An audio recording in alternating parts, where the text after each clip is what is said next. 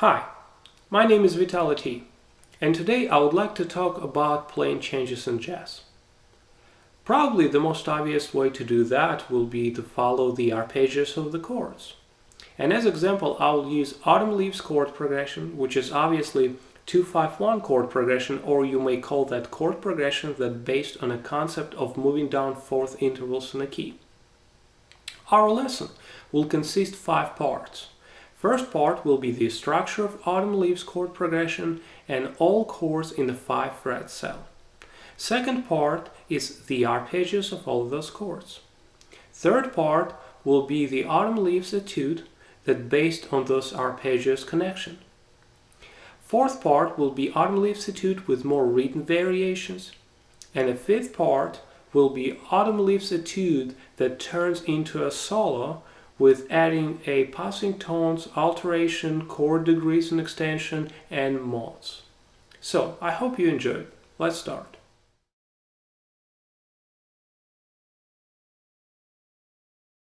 Well, let's talk about the structure of Autumn Leaves first. In that song we have 4 parts. It's A1, A2, B1, B2. In my personal opinion, A1, A2 and B2 parts, they are in a key of E minor. And B1 part, it's in a key of G major. Yes, they are relative parts, but that third part definitely sounds major. So, let's talk about each part as independent chord progression first, and after that we'll put all of them together.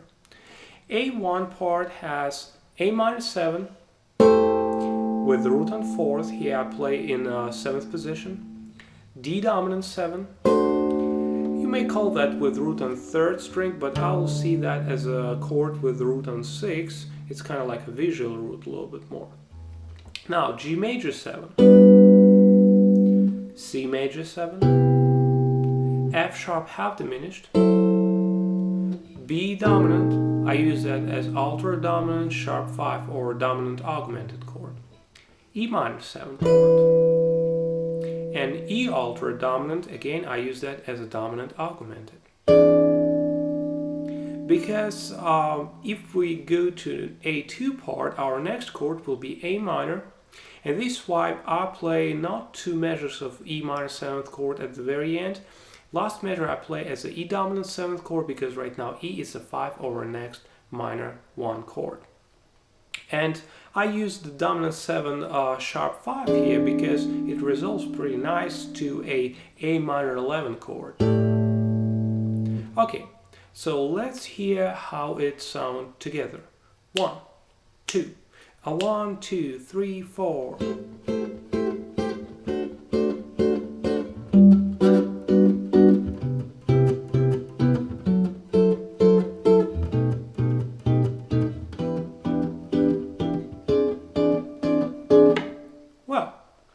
A2 part will be exactly the same except last chord, because at the end we should have 2 measures of just E minor 7th chord. B1 part and B2 will be kind of different. The beginning of both parts, B1 and B2, will be similar. First 3 chords are the same. It's F sharp half diminished, it's B altered dominant, going to E minor 7th. Now, B1 part will go as just an A part from the very beginning. It's A minor 7th, D dominant 7th, and G major 7th for 2 measures.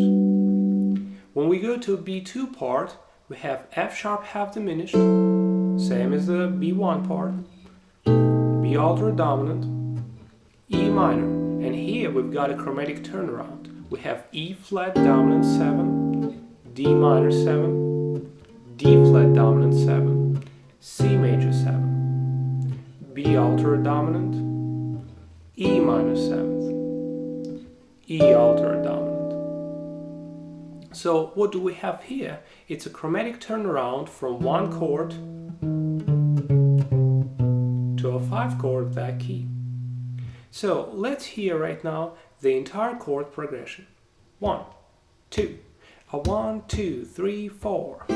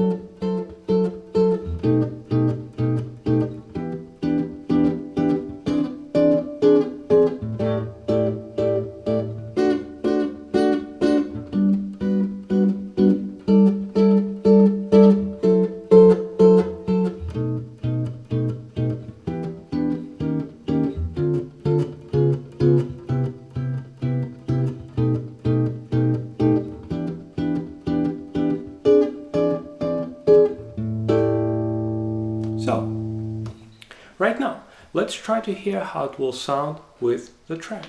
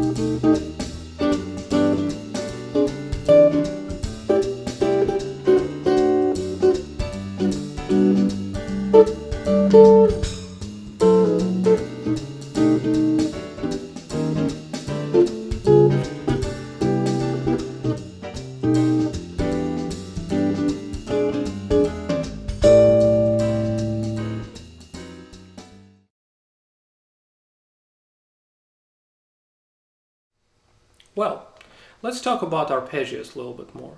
In previous part we already learned all the chords in the 5-fret cell. So as far as we know chord shape, we already obviously know half of our arpeggio. So let's fill out the blank spots and we'll have all the arpeggios connected in a 5-fret cell.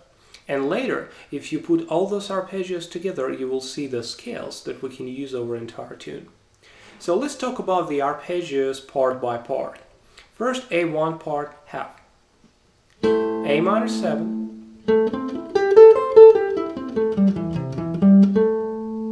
D dominant 7. Now, I still think that my root is on string number 6, so I will start arpeggio from there.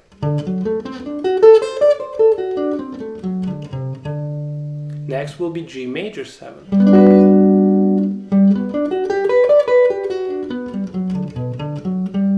C major 7.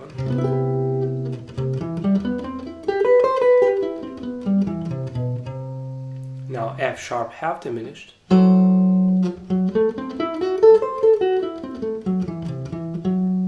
B altered dominant.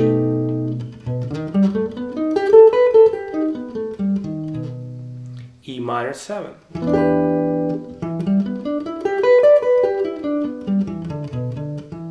E altered dominant.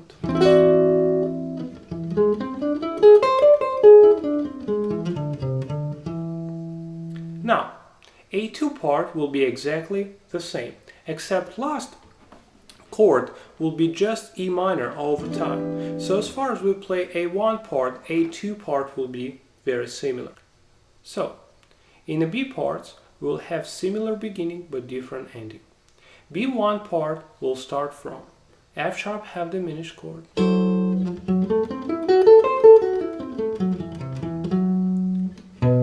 B altered dominant, E minor 7,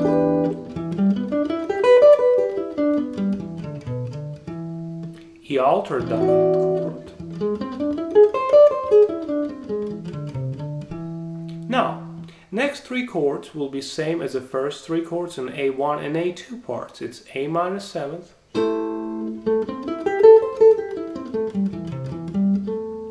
D dominant 7,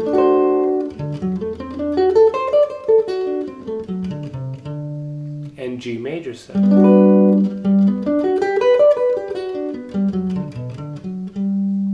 Now, in B2 part will be same beginning but different ending. First 3 chords will be the same as in the B1 part, but after that we'll have chromatic turnaround. So, first chord will be F sharp half diminished,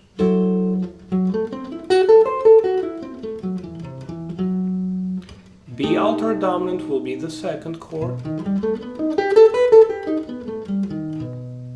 E minor will be third chord.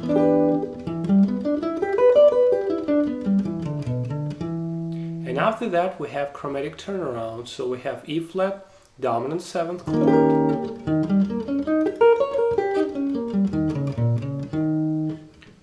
D minor 7th chord,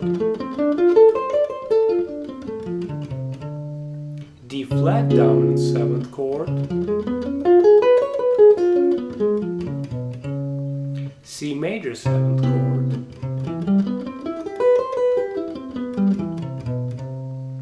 B altered dominant chord, E minor 7th chord, and E altered dominant chord.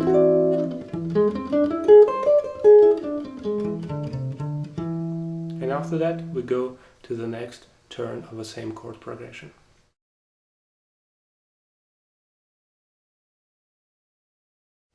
Well, now we know all our tools, we know our arpeggios.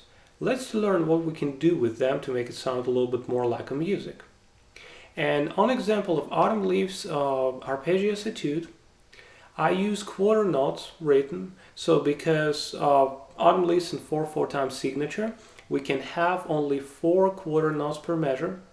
Means from each arpeggio that we have, we can use only 4 notes. And I start from obviously easiest note of our first arpeggio. I started from the root. And our first chord will be A minor 7th. And I started from A on 4th string on 7th fret. And I've played first 4 notes of that arpeggio. It's 1, flat 3, 5, flat 7. Now, instead of go to the root of the next arpeggio and play again just the 4 notes from there, which is D, I think that my flat 7 over A, it's a G. And my closest note from the next arpeggio, from a D7, will be F sharp, will be major 3rd. So right now the connection will be not from the root to another root, will be connection from one arpeggio to another through a closest note, and I reverse my motion. If my first arpeggio will go ascending, means up. My next arpeggio will go descending, means down. So what do we have? Now, we'll end it on a 5th over D, which is A note. And right now, the closest note from the next arpeggio, from D major 7, will be B. It's the major 3rd over G major 7. And right now, we again reverse our motion and go up. So what we have as far with the 3 first chords.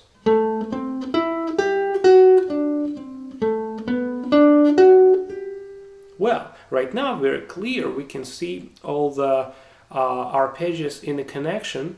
We can hear sound of a chord progression, and right now it's not that boring because we now jump to the root of each chord. We play that wavy, we connect all our chords in a more musical way.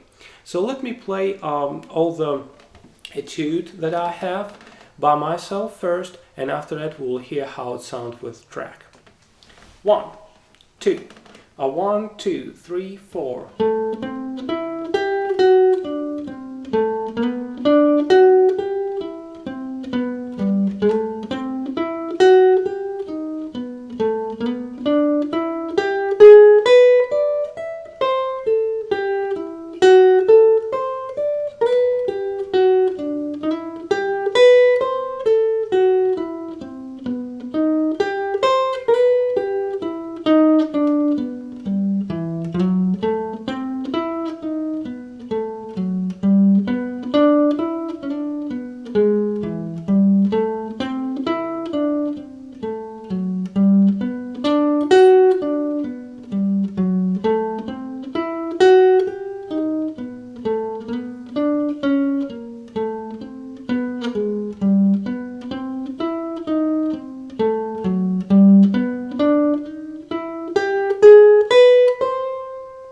And here we ended our etude on a flat 3rd of our first chord, A minor 7. We can play and we can start our arpeggios from any note. I started from a root, but we may start even in the same area from flat 3rd, which is C over A minor 7. We can start from 5th, which is E. We can start from flat 7th, which is G. We already use our root, but we also can start from another flat 3rd, which is C right here, from a 5th, which is our E, and from another flat 7, which is G. So we have way more possibilities, and here I just showed only one way. So let's hear how the same etude will sound with the backtrack.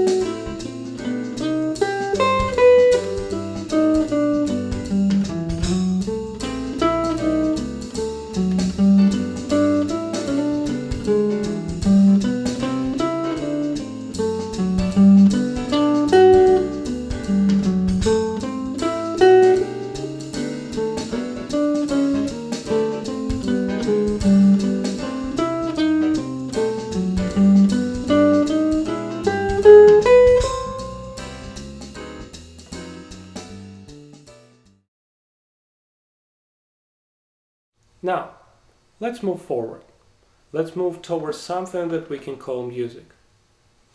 We based on our Autumn Leaves Arpeggios etude that I just played, but right now we'll add a written variations.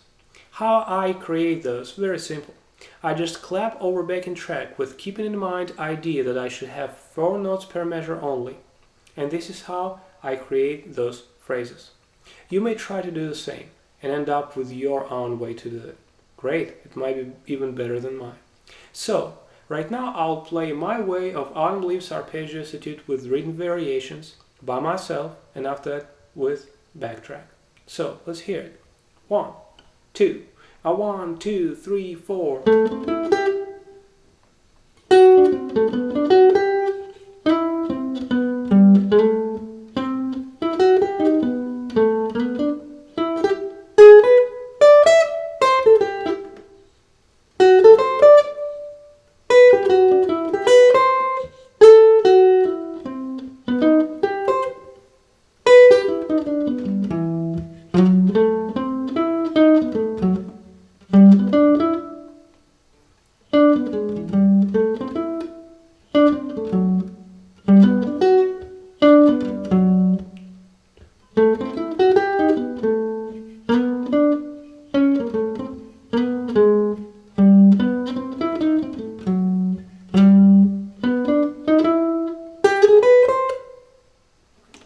Now, let's listen same thing, but with the track.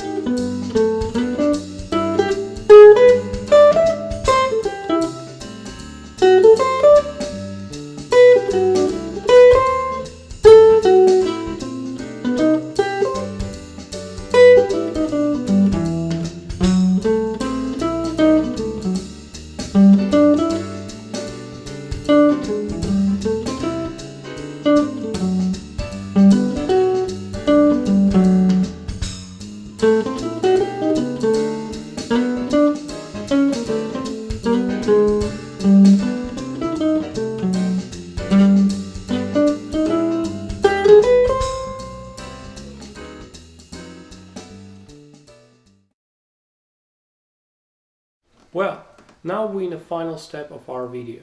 I created an entire solo that based on an Arpeggios etude with written variations by adding scale tones, tensions, alterations and extensions of all chords. I didn't change anything except last part. In the chromatic turnaround, I moved all the arpeggios down an octave to create linear line. Everything else stayed the same. So, I'll play that solo by myself first, and after that with the track. 1, 2, 1, 2, 3, 4.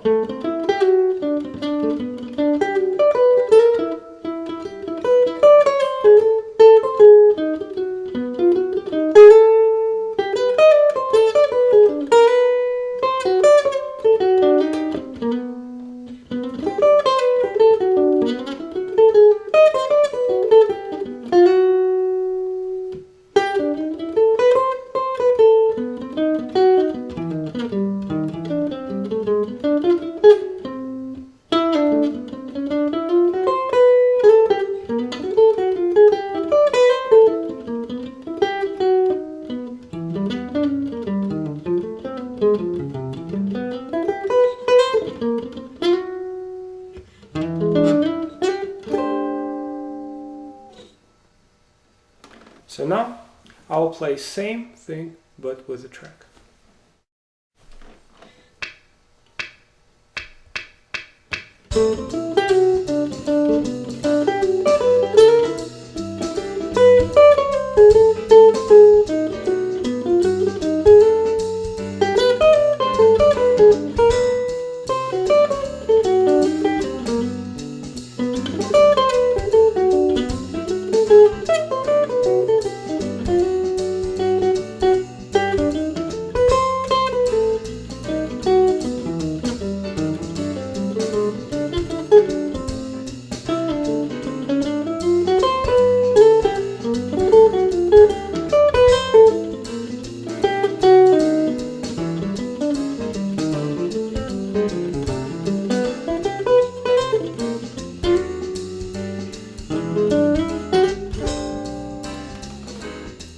I very hope that that video was very helpful, so good luck with playing jazz, good luck with playing changes, and learn the arpeggios. See you next time.